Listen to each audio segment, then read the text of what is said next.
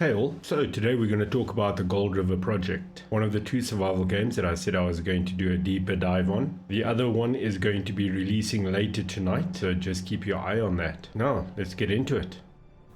Now, just very quickly before we get started, all images that are going to be in this video are works in progress, and the footage that's going to be playing in the background, apart from the initial trailer, is from a stream that they did 9 months ago. It's in-game footage. However, with it being from 9 months ago, obviously it is not the final product, so please just keep that in mind while watching this. So the premise of the Gold River project is that you and 3 friends are invited on a camping holiday and then find out that it's not what it seems, and now you've got to find a way to escape. You will be able to play this either solo or in multiplayer up to 4 people. Now, without spoiling too much, you ultimately find yourself walled off in a zone, and once you manage to get past the first wall, then you've got a second wall and then a third wall. Each zone that you find yourself in has got a season tied to it. So the first wall is summer, the second one would be fall, and then the third one would be winter. And apparently winter is really bad, so it's best you be prepared. Now, things that you can do in the game is you can hunt, scavenge, explore, craft, farm, and build. When exploring, you can explore old shacks, farms, abandoned mines, campsites, lookout towers, and towns. And what you don't find while scavenging, you might be able to craft from resources that you gather.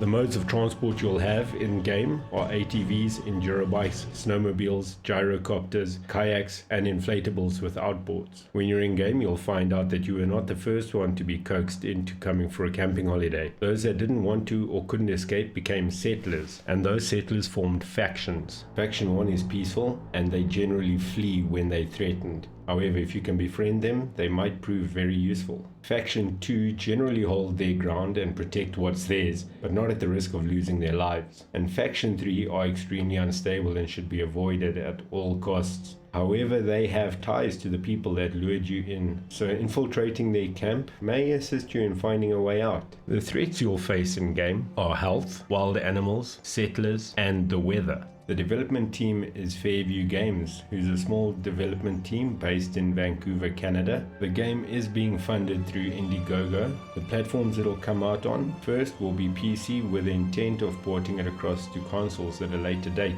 The map size is 64 square kilometers. You can play it in either first or third person. When it releases, it will release on both Steam and Epic Games. They are aiming for the closed alpha in the third quarter of 2022. With regards to the closed alpha, there's no non-disclosure agreement in place, meaning content creators are able to, and I quote verbatim, expose, record, criticize to your heart's content. Although we do ask that all backers and content creators keep in mind that our team is small and releasing a traditional alpha. This means there will be optimization improvements, bug fixes, and feature additions over time, but these can only be addressed after making sure this caravan of ours isn't crashing.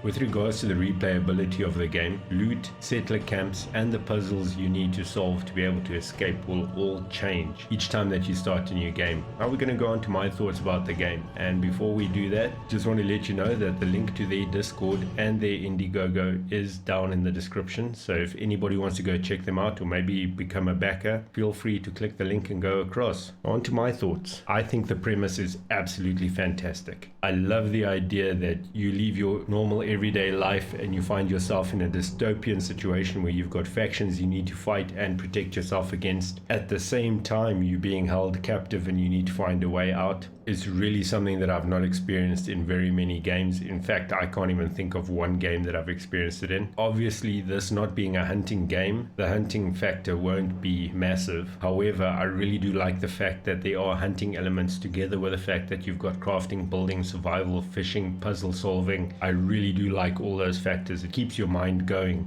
The fact that so many things change each time you start a new game also excites me, because that just opens up the replayability so much and gives you an opportunity to explore the world in ways that you had not before. And then on top of that, the graphics is absolutely phenomenal. So many games now come out that are wilderness based and the graphics is actually terrible. So the fact that they've made the effort to make the graphics as stunning as possible just means that the immersion is going to be so much more. And I can be completely honest with you right now, I have wishlisted this game and I cannot wait for it to come out, because I'm definitely going to be playing this thing. I think I've got over 1,000 hours in the forest and I don't see this game being any different. So folks, that's it for now. The review for Under the Rock is going to be coming out in a couple of hours, and trust me, I think you're going to want to watch that. Thank you so very much for watching, and I'll catch you in the next video.